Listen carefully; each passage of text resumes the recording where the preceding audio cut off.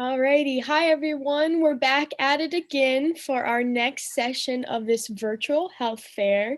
And today I've got Brianna Johnson with me, a friend of Dr. Gallows and a parishioner here at IC. And today she's going to talk about yoga. So, Brianna, can you tell us more about what you do? Yes, I can. Thank you for having me. I teach different vinyasa style classes, sometimes private. I do teach one class out of a studio. Since the pandemic, I've obviously had to pull back some of the teaching, um, but I continue to study and practice. I am a registered yoga teacher, but since March, I've been studying to become a more advanced yoga teacher. So I'm currently a student, and I'll forever be a student of yoga. I don't think it ever ends, probably similar to nursing. But that's just about what I do. I love volunteering. The pandemic has offered me different opportunities to do private workshops for friends out of their homes that don't feel comfortable going into a studio yet. I have also volunteered my time to teach yoga to the local high school soccer teams, the boys and girls. And that was a lot of fun, and the weather really worked out for the season. So that's kind of what I do. I love to volunteer my time for yoga. Alrighty, that's awesome. And can you go into some of the benefits of doing yoga? Yes, and that's a huge question. And I could talk probably for 10 hours on it. But overall, the benefits of yoga emphasize a holistic approach to health. So we're not just working with the physical body, but we are also combining the mind and spirit. And that is the basis of yoga philosophy, trying to join in the mind, body, and spirit. And yoga, the root word of yoga is to yoke or union. So bringing in mind, body, and spirit through the breath to become calmer, to become more settled in the moment, to be just there. So that's the overall benefit. But on the other side, it also brings online the parasympathetic nervous system, kind of brings that online because we're always kind of driving and using the sympathetic nervous system. I don't think there's any body system that it wouldn't benefit. It's good for digestion. It's good for the cardiovascular system. There's no part of the body that it's not going to benefit. And in this day and age, with what's going on, it also is excellent for stress and anxiety. Right. So you touched about yoga being a holistic type of form of exercise and such. So are there any myths about yoga, such as yoga not being for Christians or that yoga is not a viable way to be physically active that you can kind of debunk?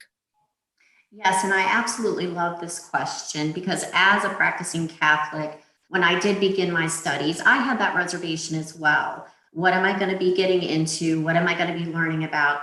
And the more I studied and the more I realized what yoga is, it is definitely not a religion. It is a lifestyle, it is a practice. It only deepened my faith. It only allows me to become more present in the moment.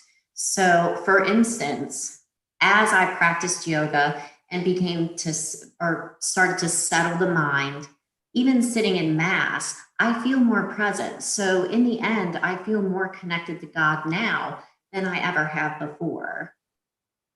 That's awesome. Thank you for sharing. So everyone is at a different point in terms of their physical fitness journey. So where is a good place to start for for beginners? And you can demonstrate some poses if you like. Okay, yes, I will. And that's a beautiful question for yoga because yoga accepts you exactly where you are today. So we can have someone that is super athletic and very physically fit and doing, let's say CrossFit or something like that. And if they want to incorporate yoga, maybe they need to look for a yoga class that's more geared towards what they're wanting to do. Someone recovering from injury, anyone, someone that is maybe a little older and maybe more immobile, yoga can meet you where you are. It is adaptable for everyone and everybody, all shapes and sizes. There is not one person that cannot practice yoga. There are classes for paraplegics for yoga. So just to emphasize that it is for everybody and it meets you where you are. For instance, I will take one pose, extended side angle. And what I'm going to demonstrate is different expressions of the pose and how you would adapt that for different abilities to meet you where you are. So the first one I'll take is how I would normally take an extended side angle. I begin from a warrior two, and then I'll bring my hand to the outside of my foot and extend over and try and create a long line of energy from the outside of the foot all the way to the fingertips. That is a version of extended side angle. Now, perhaps someone cannot reach their hand to the ground. This is where I would bring in a yoga block, or if you're at home practicing and don't have a yoga block, a book or a shoe box, anything that's going to give you stability. So I would set that to the outside of my foot, and I would take my hand and set it on top of the block. And this is basically bringing the earth up to me. So that's an adaptation. The next one is bringing my hand, or my elbow rather, to the top of my knee and taking it from here. So I have done, these are all versions of extended side angle, same benefit of the pose, adapting for different body types and abilities. The last one I will demonstrate is from a chair. So settling into a warrior two in a chair, I'm supported by the chair, and I'm still taking side angle. And you can also use the chair along with the block, setting it inside the foot or the outside of the foot. So as you can see, I showed that pose in several different ways, and it pretty much looks the same. All I'm trying to do is create my line of energy from the outside of the foot to the fingertips. Now, maybe someone has to adapt and use the chair, use the blocks, and that's perfectly fine. Because again, yoga meets you where you are.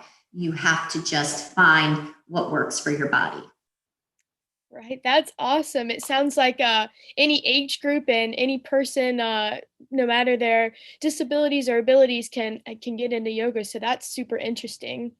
And for those who are interested in beginning yoga, what sort of things would they need to get started? Yoga mats, clothing, space? For you to get started, you basically need to show up. A yoga mat would be nice. Yes, I'm sitting, you can't see it, but any yoga mat, it doesn't have to be an expensive one. If you don't have a yoga mat, put a towel down on your carpet, anything. It really is, it's fine as long as you have a level, stable surface. There are different things that are great for beginners to have. Like I showed you the blocks. These are great. This is just a simple foam block sold on Amazon. They're not very expensive. Most of the time they come in sets of 2. I also like to recommend, these are knee pads. So for someone who maybe has a hard time with their knees or getting up and down from the floor, this just gives you a little more support and cushion. And you can also, with a yoga mat, flip that yoga mat over into 2 to put a little more support for the knees. As far as clothing, you just want to be comfortable. You don't have to go out and buy a whole yoga wardrobe. You can roll out of bed in your jammies and do yoga if you really want to. Another prop that is really nice to have is a yoga strap. Now, this is again something you don't need to purchase. You could also use a bathrobe tie, anything. But basically what it does, and I'll demonstrate this one. So this is staff pose, just with my legs extended out.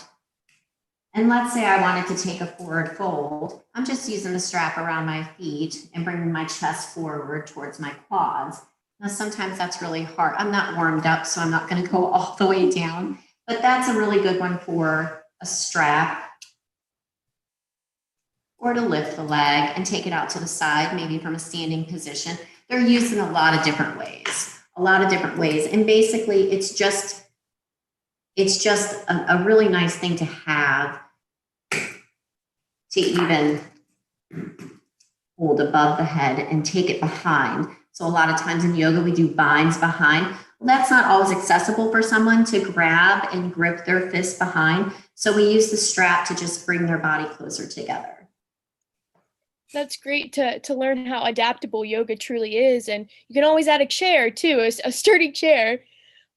So my last question I have for you are, do you know of any virtual options for people who would like to participate in a yoga or a yoga class from home during the pandemic? Yes, I think the studios locally have done an excellent job adapting to the pandemic, offering classes through Zoom or live streams. The studio that I teach out of, Main Street Fitness in Bridgeport, offers some options. I think several of the studios in the local area are adapting to this new way of living. And also, I do think that YouTube is a great resource, and you can kind of Google any type of yoga that you want, whether it be chair, beginner's yoga, power yoga, restorative yoga, gentle. There's several different kinds. So for a beginner, you kind of want to decide what you want to do and just go from there. But really, how to start yoga is just showing up. Alrighty, awesome. Well, that's all the questions I have for you today. Thank you so much for your time. Well, thank you for having me.